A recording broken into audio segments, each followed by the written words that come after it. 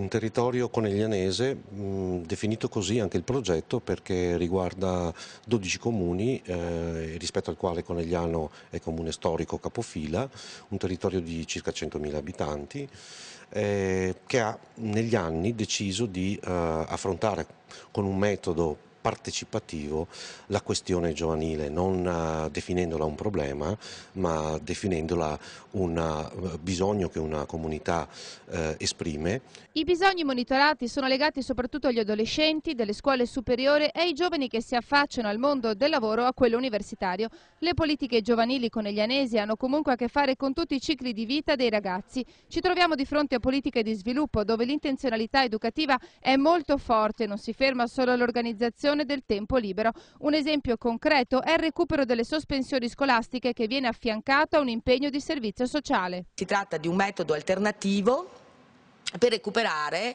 le sospensioni o comunque tutte le varie marachelle che i ragazzi fanno a scuola. Queste sospensioni vengono recuperate attraverso dei lavori socialmente utili, quindi lavorando con i servizi sociali, lavorando con i nostri operai del comune, nella protezione civile e crescendo anche come persone.